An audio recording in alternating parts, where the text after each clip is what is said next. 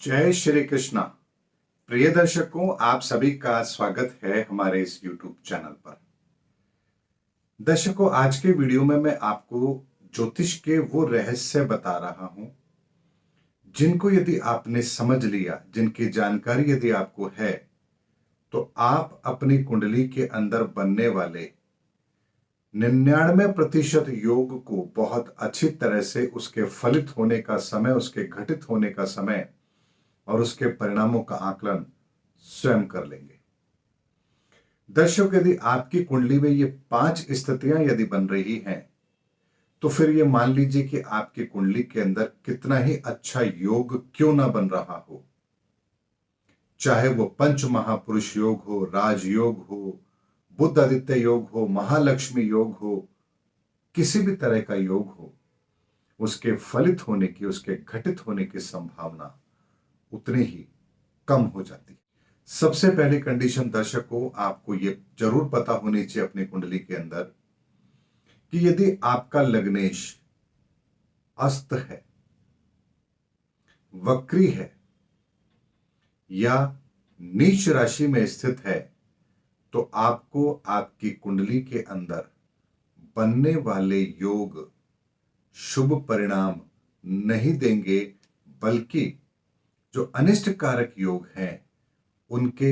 फलित होने की संभावना 100% बन जाती है। लेकिन दर्शकों, यदि आपका लग्नेश 3, 6, 8 या 12 में हो तो कुंडली पर कोई फर्क नहीं पड़ेगा, शुभ परिणाम आपको अवश्य मिलेंगे। लेकिन यदि लग्नेश नीच राशि में स्थित हो गया, वक्री हो गया या अस्त हो गया, तो आपके शुभ परिणाम कम जरूर होंगे और राजयोग घटित नहीं होंगे। नंबर 2 कंडीशन, आपकी राशि अर्थात चंद्रमा चंद्रमा यदि अस्त है या नीच राशि में स्थित है या किसी पाप ग्रह के साथ बैठकर, यानी शनि के साथ बैठ करके, राहु के साथ बैठ करके अगर वो दूषित हो रहा है, तो भी आपको आपके जीवन के अंदर जो राजयोग बन रहे हैं आपकी कुंडली के अंदर, उनके शुभ परिणाम देखने को नहीं मिलते हैं। क्योंकि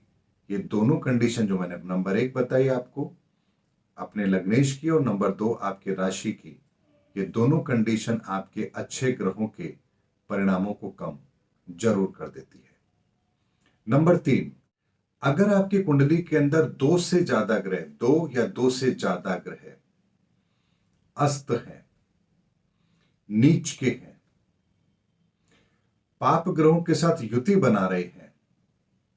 और उनका नीच भंग राजयोग भी नहीं बन रहा है, तो ऐसे में आपकी कुंडली के अंदर यदि कोई राजयोग बन रहा है तो भी उसके परिणाम आपको प्राप्त नहीं होते हैं। और दर्शकों, चौथी कंडीशन होती है कि यदि आपकी कुंडली के अंदर जो भी शुभ ग्रह हैं, अगर वो सारे के सारे 3, 6, 8 या 12 में स्थित हो, तो भी जातक को अपने जीवन के अंदर बनने वाले राजयोग का परिणाम नहीं मिलता है। और सबसे आखिर में एक 5वीं कंडीशन होती है कि यदि आपको महादशाएं अच्छी ना मिले जन्म के साथ ही, अगर जन्म के समय महादशा नेगेटिव है आपको, उदाहरण के लिए समझ लीजिए, मान लीजिए कन्या लगन की कुंडली है और जब आप पैदा हुए तब चंद्रमा, सूर्य या मंगल की महादशा आपको थी, तो जन्म के साथ ही कुछ रोग, शारीरिक पीड़ाएं भी जरूर मिलती हैं। अर्थात अगर आपके जन्म के साथ ही महादशाएं आपको शुभ ना मिल रही हो और लगभग 20 साल तक, 15-20 साल या उससे अधिक समय तक यदि महादशाएं लगातार नेगेटिव आ रही हो, तो भी आपके जीवन के अंदर यदि कोई राजयोग बन रहा है आपकी कुंडली में, तो वो योग फलित नहीं होते हैं। इसलिए दर्शकों, हमेशा कुंडली के अंदर जब आप फलादेश करते हैं तो एक बात का ध्यान जरूर रखिए कि आपकी कुंडली के अंदर जो बेसिक ये 5 चीजें हैं, ये ठीक है या नहीं। इन्हें आप ऐसे समझ लीजिए कि यदि आपके पास में बहुत सारी जमीन है लेकिन यदि उपजाऊ ना हो तो क्या आप उस पर बहुत अच्छी फसल पैदा कर सकते हैं? इसी तरह से दर्शकों, हमारे जीवन के अंदर भी जो ग्रहों की परिस्थितियां बनती हैं उसके अंदर कितनी ताकत है हमारे राजयोग को फलित करने की, ये देखना सबसे ज्यादा महत्वपूर्ण होता है। उदाहरण के लिए यदि मैं आपके सामने बात रखूं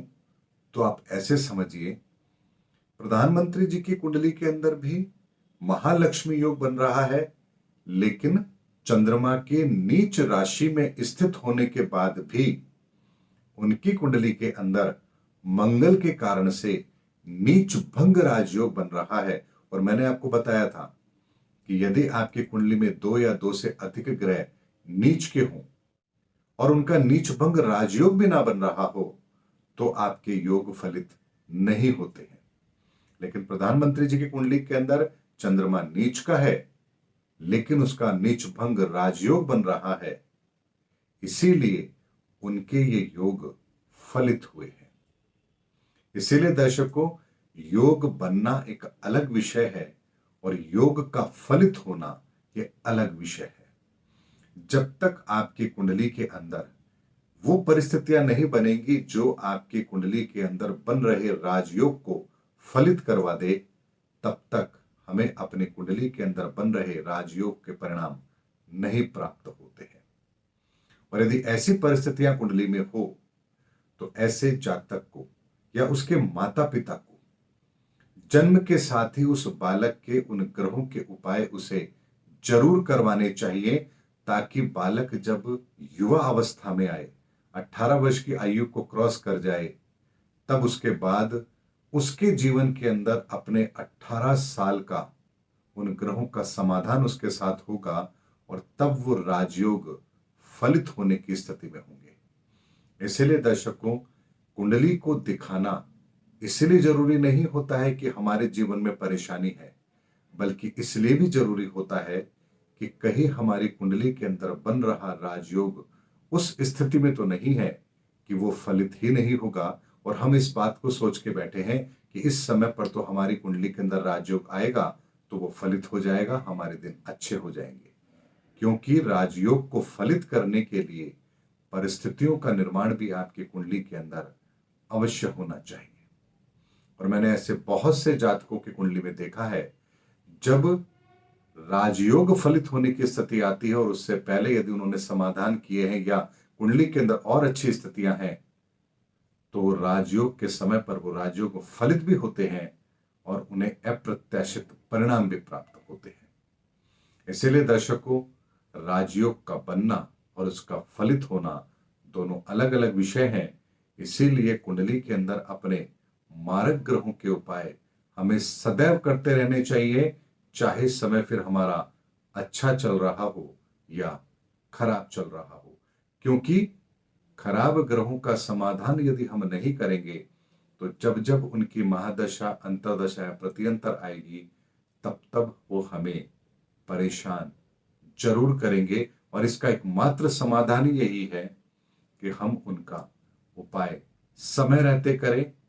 जितना जल्दी हो सकता है उतना जल्दी शुरू करें। और अगर बचपन से ही आरंभ कर दें तो इस बात का तो कोई मुकाबला हो ही नहीं सकता।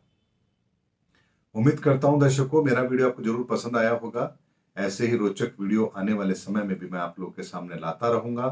तब तक हमारे चैनल पर बने रहिए और आनंद लेते रहिए। मिलेंगे अगले वीडियो के अंदर, तब तक के लिए जय हिंद, जय भारत।